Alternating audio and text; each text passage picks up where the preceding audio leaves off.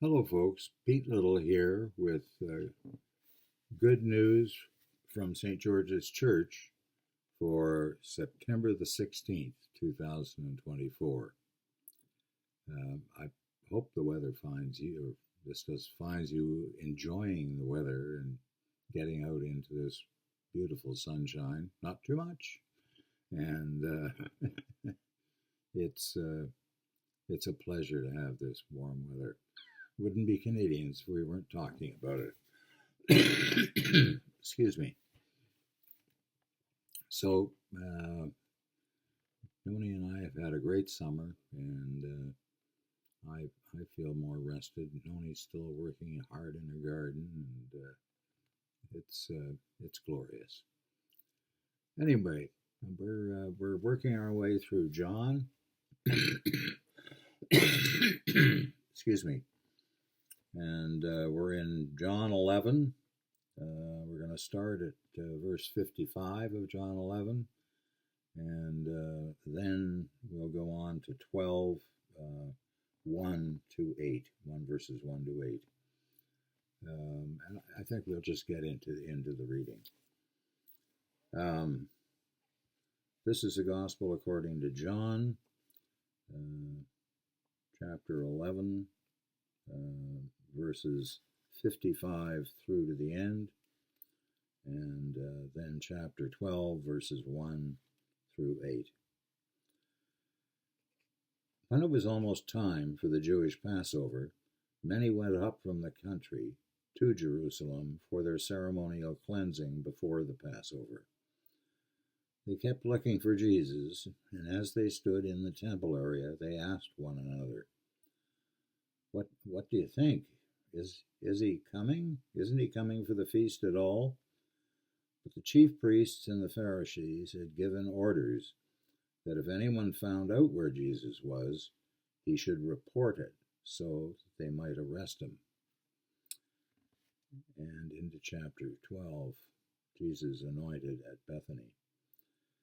6 days before the Passover, Jesus arrived at Bethany, where Lazarus lived, and whom Jesus had raised from the dead.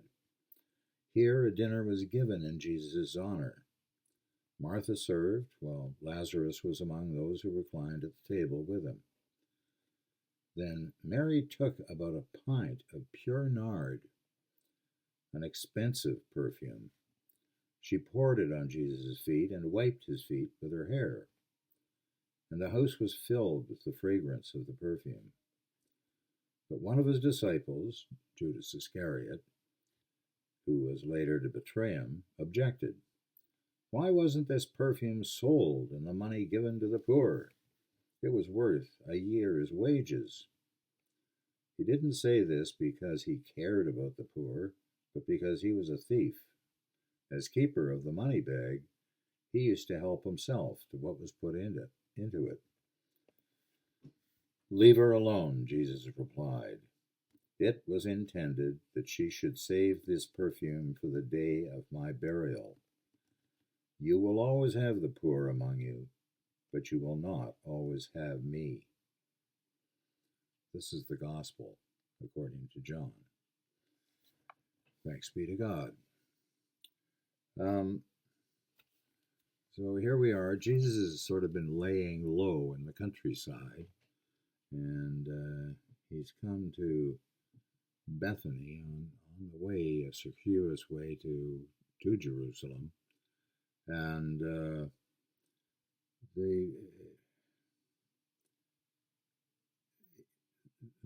priests, the rabbis and the priests are out to get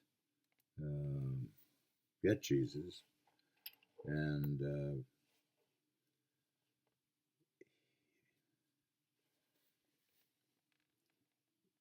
his death is coming, and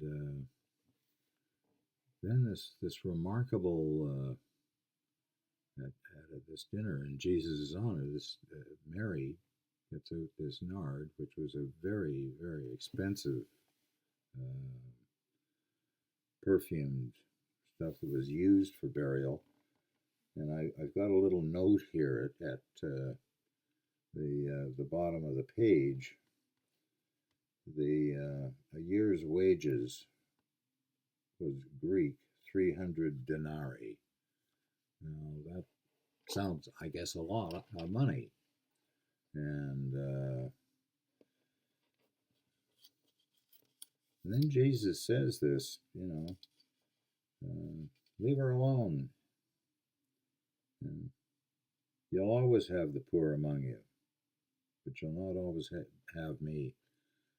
I think that relates to we have him at that time alive as a human being, but he, like all human beings, is going to die, and we know that story. But I think what's being sort of touched on in here, and maybe being said, or what I'm hearing anyway, is that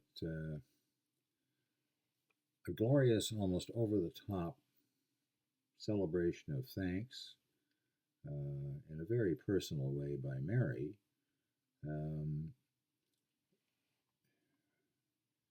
is an appropriate thing. In other words, perhaps from time to time, if we have a remarkable event in the church, say 175th birthday or something like that, that we do something just a little bit away from looking after the poor, whether that's poor in money terms, or poor of health, or poor in spirit. That's our main focus, but we shouldn't get too upset about a proper celebration of what we have achieved. And I don't think I can say it much better than that.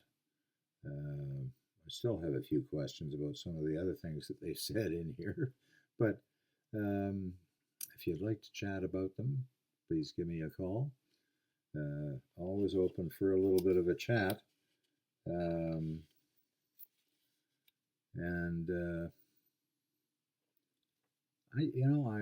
really glad that we're sort of back from summer and at St. George's, and we are helping our neighbors, and we are helping ourselves. And so I'll let you go with something as a meditation for today, and that is as follows.